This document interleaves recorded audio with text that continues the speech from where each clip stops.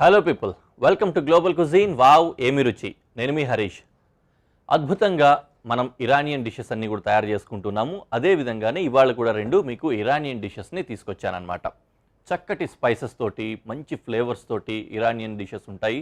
అదే విధంగానే ఈరోజు చేసుకోబోయే డిష్లు కూడా ఉంటాయన్నమాట. కబాబ్లు, లేకపోతే ఈ ప్యాటీసు, ఇట్లాంటివన్నీ కూడా ఈ మిడిల్ ఈస్టర్న్ స్టైల్లో మమేకమైపోయి ఉంటాయి ఆ కుజీన్లో. అదేవిధంగానే ఈరోజు మనము ఒక చక్కటి ప్యాటీ స్టైల్ డిష్ని మనం తయారు చేసుకోబోతున్నాం. మనం తయారు చేసుకోబోతున్న ఆ డిష్ పేరేంటంటే షామీ కబాబ్. షామీ కబాబ్కి కావాల్సిన ఇంగ్రీడియంట్స్ ఒకసారి చూద్దాం. బోన్లెస్ చికెన్, గుడ్డు, శనగపిండి, వెన్న, ఉల్లిపాయ, వెల్లుల్లి, పసుపు, కారప్పొడి. సో షామీ కబాబ్ని ఏ విధంగా చేయాలి, ఆ ప్రాసెస్ అంతటిని కూడా కంటిన్యూ చేసేసుకుందాం. మొదటగా చికెన్, హోల్ చికెన్ తీసుకున్నాను. నేనైతే లెగ్ ఉంటుంది కదా, థై పీస్, లెగ్ పీస్ అంటాం. ఆ లెగ్ పీస్ని డీబోన్ చేసి, బోన్ తీసేసి బోన్లెస్ చికెన్ కింద కన్వర్ట్ చేసుకొని దాన్ని వాడుతూ ఉన్నాను. చాలా చాలా టేస్టీగా, టెండర్గా కూడా ఉంటుందన్నమాట. అందరికీ బాగా ఇష్టం కదా లెగ్ పీస్. అలాగే ఓకే, మొదటగా ఈ చికెన్ అంతటిని కూడా కట్ చేసుకొని మిక్సీ పట్టేస్తే మిన్స్ అయిపోతుంది, బాగా చిన్నదిగా ముక్కలు ముక్కలుగా వచ్చేస్తుంది. అందుకోసమని దీన్ని కట్ చేస్తున్నాను. ఆ చికెన్ ఈ విధంగా కట్ చేసుకున్నాను. దీన్ని మిక్సీలో వేసి మిన్స్ చేద్దాం.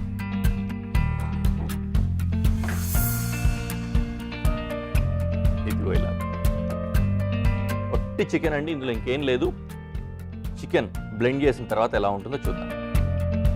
ఇదిగో అండి, ఈ విధంగా మిక్సీ పట్టేసాము. మొత్తం పీస్ పీస్గా అయిపోయింది చికెను. నిజానికి చెప్పాలంటే మనం షీక్ కబాబ్లు ఇవి వస్తాయి కదా, ఆ స్టైల్లో వస్తుంది ఇది.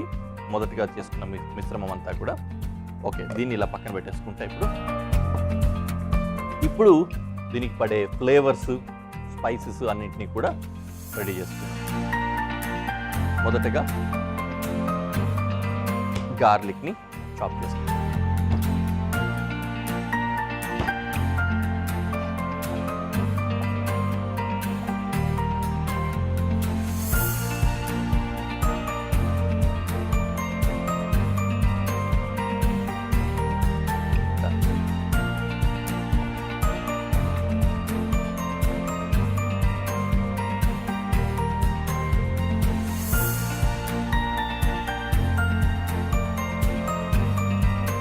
గార్లిక్ అయిపోయింది కదా.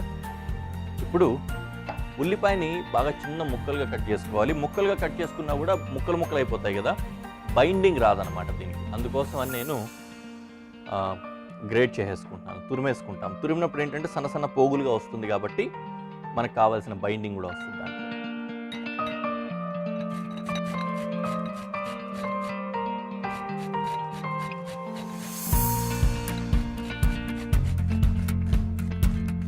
తరిగిన దానికంటే తురిమినప్పుడు బాగా మండుతాయి కళ్ళు.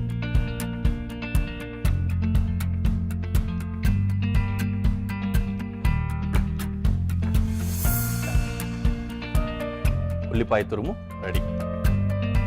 అలాగే గుడ్డు కొట్టి విస్క్ చేసి పెట్టేసుకున్నాం.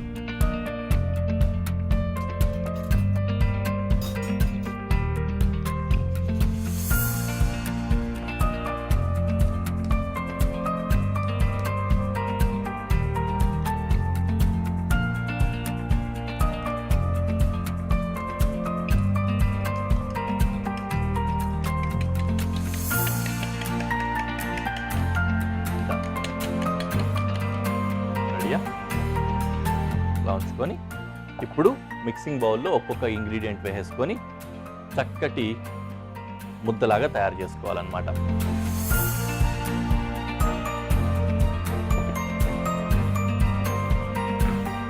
ఫస్ట్ చికెన్ వేసుకుంటున్నా. అందులో ఆల్రెడీ ఉల్లిపాయ ఉంది.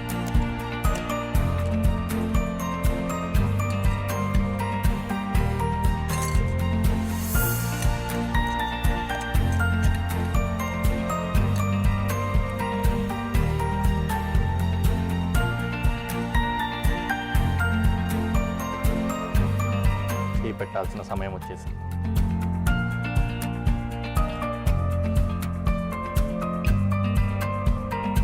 ఓకే.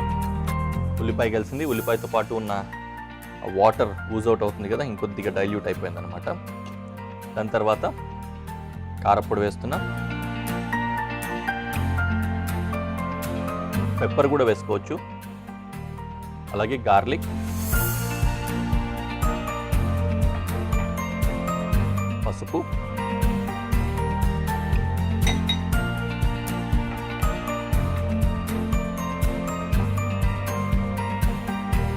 తర్వాత మీట్ కంటే కూడా తక్కువ క్వాంటిటీ ఉండే విధంగా చూసుకోవాలన్నమాట. ఫ్లవర్, కొద్దిగా ఫ్లవర్ యాడ్ చేసుకొని కలుపుకుందాం.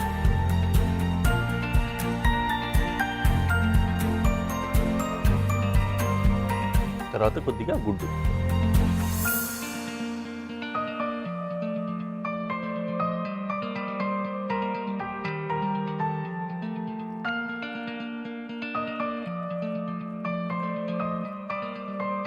ఇలా నీట్గా దీన్ని కలుపుకోవాలి. అవసరానికి తగ్గట్లు ఫ్లవర్ కూడా యాడ్ చేసుకుంటూ కలుపుకోవాలన్నమాట.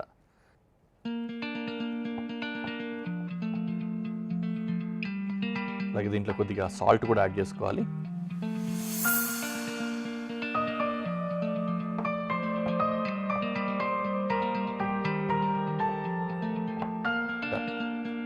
కరెక్ట్గా టైట్నెస్ వచ్చేసింది. దీన్ని ఇప్పుడు వడల్లాగా తయారు చేసుకోవాలన్నమాట. సరే, నేను చేయి కడుక్కొని ఆ ప్రాసెస్కి వెళ్ళిపోతాను. సో ఈ విధంగా రెడీ అయింది కదా. కొద్దిగా చేతికి ఆయిల్ చేసుకొని పీసెస్ తీసుకొని రౌండ్లు కింద వడలాగా తయారు చేసి పెట్టుకోవాలన్నమాట.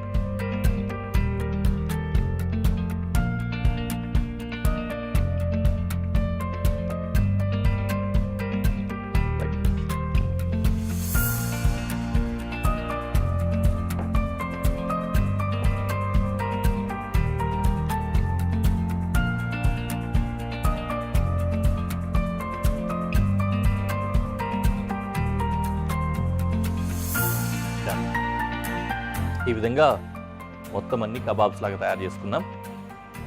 స్టవ్ కూడా వెలిగించేసుకుంటున్నాను. వెలిగించేసుకొని చేయి కడుక్కొని వాటిని ఫ్రై చేసుకుంటూ కనిపిస్తాను.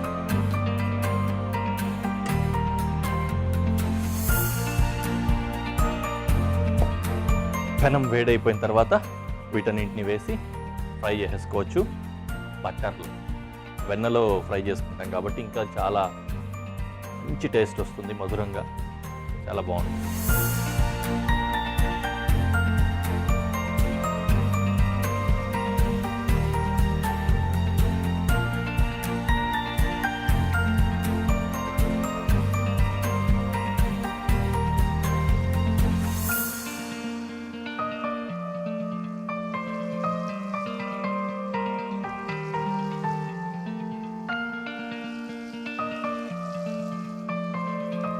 గోల్డెన్ వస్తున్నాయి కదా, చక్కగా కంపారిజన్. కొంతమంది హార్డ్ కోర్ వెజిటేరియన్స్ ఎవరైనా ఉంటే మాత్రం వడలతో కంపేర్ చేస్తే ఒప్పుకోరేమో, బట్ స్టిల్ చూడడానికి అయితే అలాగే ఉన్నాయి.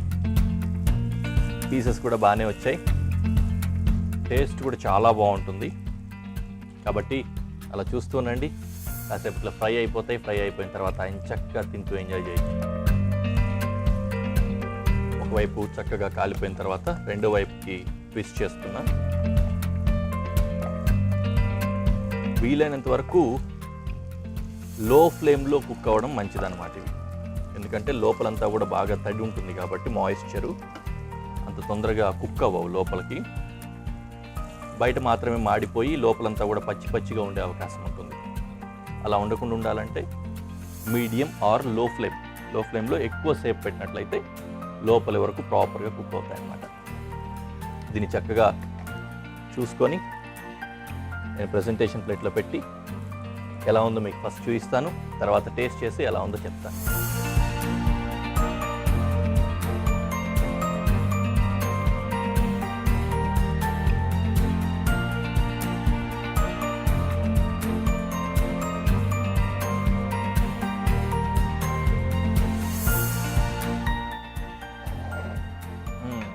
ఇప్పుడు అవసరం లేదు.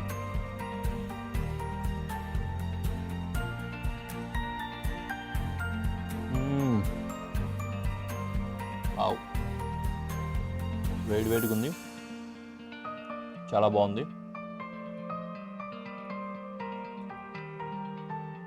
అదిరిపోయింది బా. మీరు కూడా చక్కగా తయారు చేసుకొని తిని చూడండి ఎలా ఉందో. చాలా బాగుంది. ఇలా చెప్పుకుంటూ తినుకుంటూనే ఉంటే బాగోదు. నెక్స్ట్ డిష్ కోసం ఇంగ్రీడియంట్స్ కూడా సెట్ చేసుకొని ఇప్పుడే కనిపిస్తాను. చక్కగా సెట్ చేసుకొని రెడీ అయిపోయాను. మనం ఈసారి చేసుకోబోతోంది ఏంటంటే స్టఫ్డ్ ఐటమ్ అనమాట. మంచి పార్టీ స్నాక్ లాగా ఉంటుంది. మొత్తం అలా ఒక బైట్ లాగా తీసుకొని కొరుక్కొని తినడానికి కానీ అలా తినడానికి సరిపోతుంది. మనం తయారు చేసుకోబోతున్న డిష్ పేరు ఏంటంటే స్టఫ్డ్ ఎగ్ ప్లాంట్. ఈ స్టఫ్డ్ ఎగ్ ప్లాంట్కి కావాల్సిన ఇంగ్రీడియంట్స్ ఒకసారి చూద్దాం. ఎగ్ ప్లాంట్ అంటే వంకాయలు, మీడియం సైజ్వి లేకపోతే చిన్న సైజువి 2, అలాగే రైస్ ఉడకబెట్టినది, చికెన్ కీమా లేకపోతే మిన్స్ చేసిన చికెన్ కొద్దిగా, అలాగే వెల్లుల్లి, టొమాటో, ఉల్లిపాయ, టొమాటో పేస్ట్, కర్రీ పౌడర్, కారప్పొడి, పసుపు, ఇది ఫ్రెష్ క్రీమ్. దీనికి బేసిక్గా ఏంటంటే ఎగ్ ప్లాంట్స్ని ఒక కప్పులాగా తయారు చేసుకుంటాము, దాంట్లో స్టఫింగ్ చేస్తామన్నమాట. బేకరీలో అంటే ఓవెన్ స్టైల్లో చేసేటప్పుడు ఏంటంటే మొత్తం అంతటిని కూడా ఈ హోల్ ఎగ్ ప్లాంట్ ఇలాగే పెట్టుకొని మొత్తం అంతటిని కూడా తీసేసి మొత్తానికి పెట్టి లోపల పెట్టచ్చు. ఎందుకంటే అప్పుడు ఓవెన్లో హోల్ అంతటిని కూడా స్లో కుకింగ్ ప్రాసెస్లో అంతా కూడా కుక్ చేస్తుంది కాబట్టి. ఎప్పుడైతే మనం ప్యాన్ మీదకి వస్తామో ఆ స్టైల్లో కుక్ చేయడానికి అవ్వదు. అందుకని 2గా కట్ చేసుకొని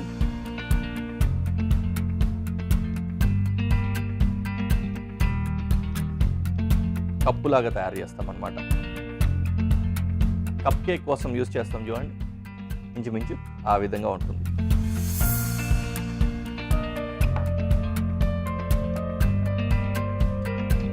ఓకే, ఈ విధంగా రెడీ చేసుకోవాలి.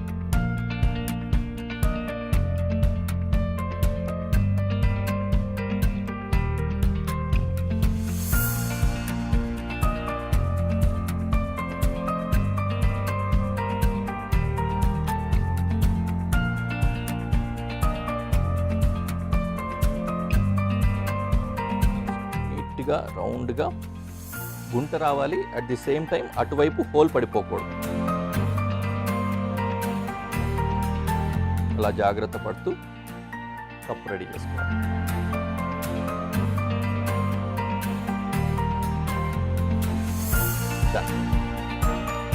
ఈ విధంగా కప్పులు తయారు చేసేసుకున్నాం కదా, ఇలా పెట్టేసుకుందాం. లాస్ట్ వరకు పెడితే ఏం అవసరం లేదు. ఓకే, అలా వదిలేస్తే వంట మొదలు పెట్టుకుందాం.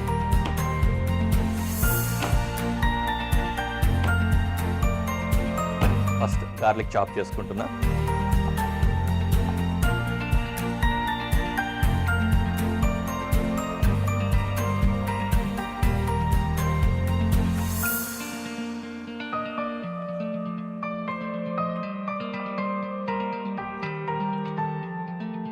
దీన్ని ఇలా పెట్టేసుకుందాం. అలాగే ఆనియన్ కూడా.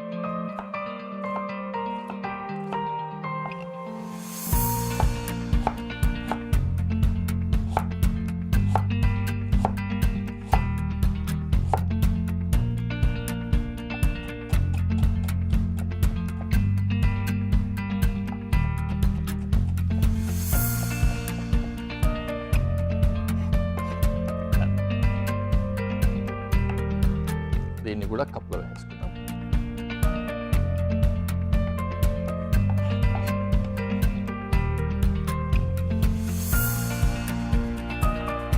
ఓకే, ఈలోపు పెనము బాగా వేడైపోయింది. ఇందులో ఆయిల్ వేసుకుంటున్నా. గార్లిక్,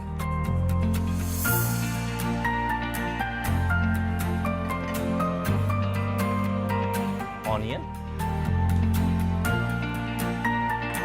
ఈ రెండు కొద్దిగా సాతే అవ్వాలన్నమాట.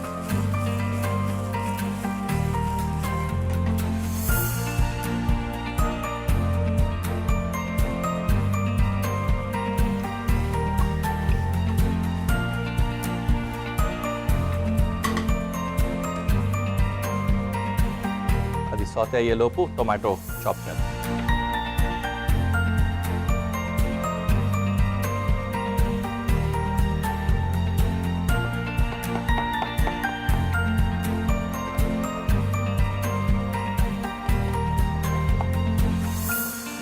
టొమాటోని కూడా ఫైన్ చాప్ చేసేస్తున్నాను, సో దట్ ఈజీగా దాంట్లో మెల్ట్ అయిపోయి స్టఫింగ్కి పనికొచ్చేలాగా ఇందులో వేసుకుంటాం.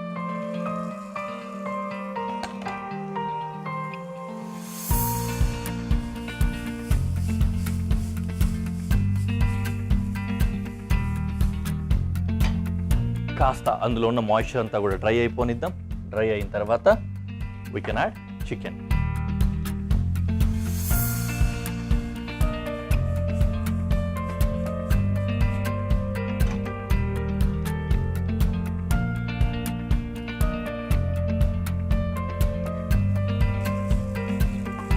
ఫ్రై అయింది కదా, ఇప్పుడు ఇందులో చికెన్ వేస్తున్నాను. మిన్స్డ్ చికెన్ని కీమా తెచ్చేసుకుంటే కీమా చికెన్ అలాగే వాడుకోవచ్చు, లేదంటే రఫ్ కట్ చేసేసుకొని మిక్సీలో పెట్టి ఈ విధంగా పేస్ట్ లాగా కొట్టేసుకోవచ్చు అన్నమాట.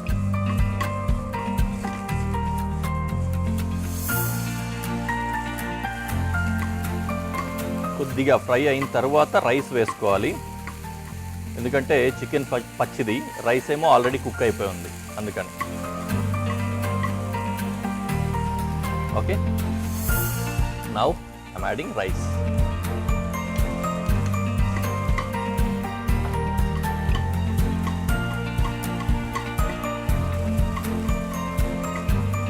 అలాగే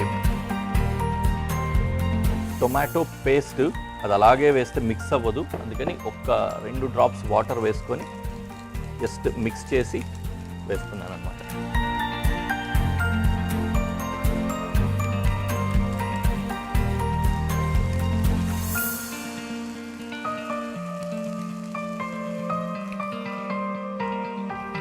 and cream.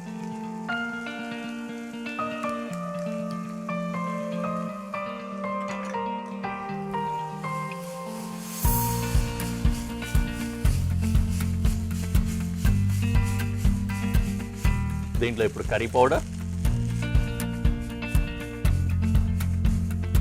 Turmeric, chilli powder వేస్తున్నాం.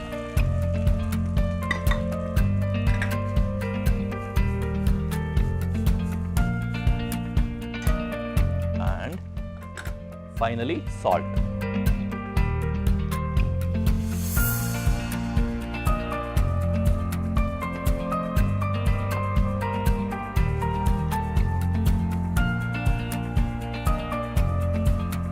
చూడ్డానికి ఎగ్ బుర్స్లా ఉంది కదా.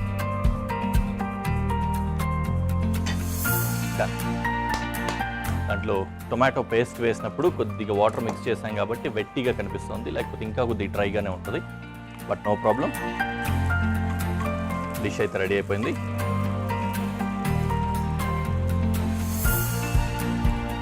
దీన్ని ఇంకా చక్కగా బయటికి తీసేసి ఎగ్ ప్లాంట్లో స్టఫింగ్ చేసుకుందాం.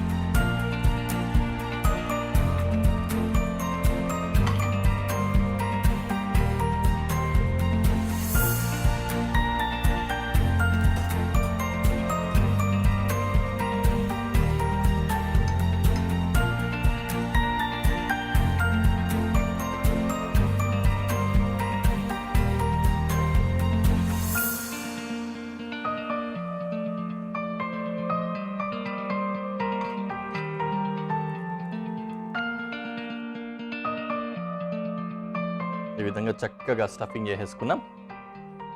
తర్వాత ఇదే ప్యాన్లో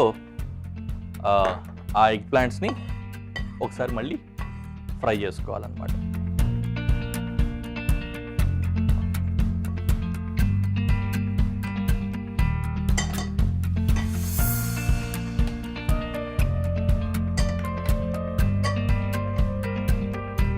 ప్యాన్ పెట్టుకొని రెండు వైపులా కూడా కుక్ చేసుకోగలిగితే ఓకే, లేకపోతే ఒకవైపు అయినా సరే ఈ విధంగా పెట్టుకొని ఫ్రై చేసుకోవాలి. దీనికి ఒక లిడ్ పెట్టేద్దాం. ఇలా లిడ్ పెట్టేస్తే హీట్ అంతా కూడా లోపలే ప్రిజర్వ్ అయ్యి ఒకవైపే కుక్ చేసినా కూడా మొత్తం అంతా కూడా కుక్ అవుతుంది అనమాట. సో అందుకని లిడ్ పెట్టేశాను. సో ప్రాసెస్ కంప్లీట్ చూసేశారు కదా, ఈ విధంగా ఉంది. నేను దీన్ని ఆఫ్ చేసుకొని డైరెక్ట్ ప్రజెంటేషన్లో పెట్టి ఎలా ఉంటుందో మీకు చూపిస్తాను.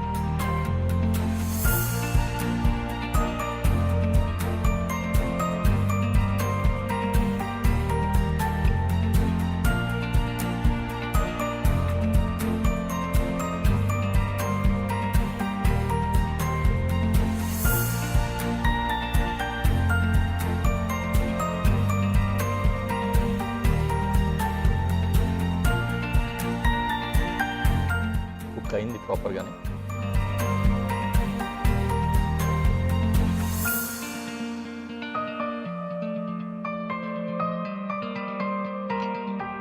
నైస్ అండి, బాగానే వచ్చింది. స్టఫ్ బాగా వచ్చింది.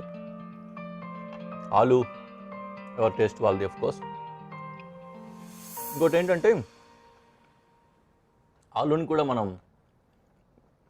మ్యారినేట్ చేసుకోవచ్చు. అలా చేసినా కూడా బాగానే ఉంటుంది.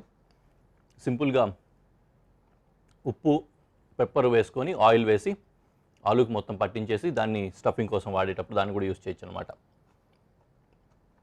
బట్ ఎనీవే బాగా కుదిరింది. మీరు కూడా తయారు చేసుకొని తిని ఎంజాయ్ చేయండి. నెక్స్ట్ ఎపిసోడ్లో మళ్ళీ కలుద్దాం. Until then bye.